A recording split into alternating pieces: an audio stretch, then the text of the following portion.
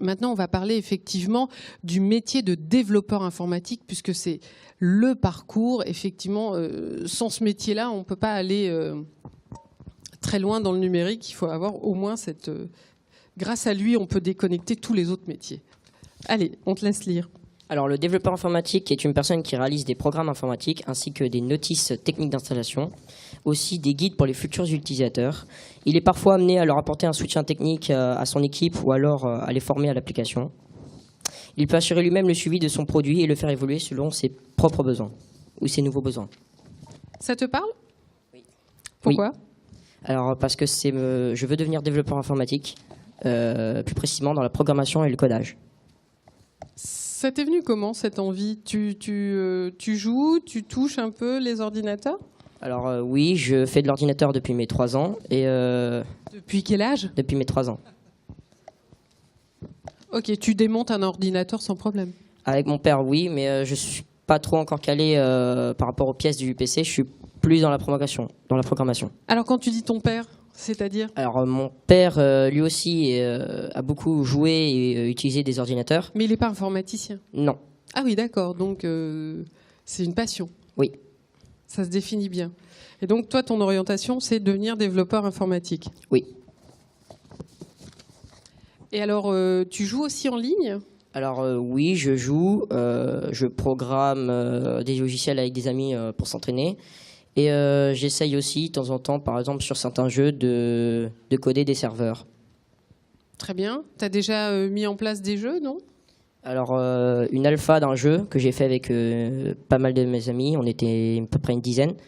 Et le projet a été, on va dire, un succès, mais c'est juste une alpha. Alors moi, je parle pas du tout ce code-là. C'est quoi un alpha? Alors, c'est un jeu, on va dire, pas forcément fini, mais avec déjà la base, et qui n'est pas totalement fini. Il est jouable, mais pas fini. Et alors le jeu consiste en quoi? Parce que du coup, ça m'interpelle, forcément, tu es allé très loin dans la réflexion. Mais Alors, c'est un jeu de RPG Fantasy qui consiste...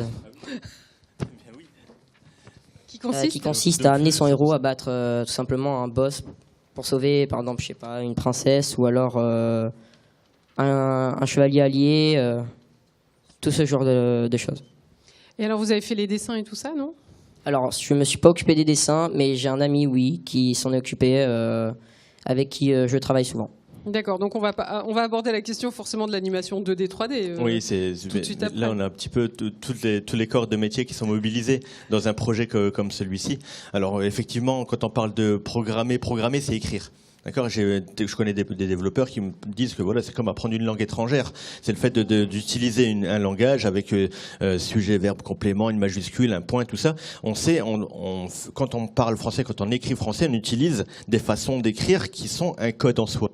Et du coup, développer, c'est utiliser une langue comprise par l'informatique en général. Et ça peut être une langue qui est comprise par le navigateur et ça devient un site internet. Ça peut être une langue comprise par l'operating system, le système d'exploitation, et du coup ça devient un logiciel. Et là, on a un projet RPG, c'est de jeu en ligne, donc qui peut être... là, il y a Dofus, par exemple, qui nous sourit derrière. Qui est pas très voilà. Loin, et du coup, effectivement, c'est ça, c'est le fait de pouvoir travailler sur un personnage. Le personnage y est codé. On parlait d'une alpha, donc c'est le développement d'un jeu, la première phase de développement d'un jeu. Alors généralement il y a plein de bugs, tout ça, parce qu'on est encore en phase de développement. Après il y a la bêta, après il y a la sortie. Mais tout ça, on est déjà dans un processus de production. Et là, ce qui est génial dans ce type de métier, c'est que quand on a un projet comme ça de passion, ça nous permet après de toucher à tout et de dire bah, ça je préfère, ça je laisse à mon copain, et après on se spécialise et on devient intéressant pour l'entreprise.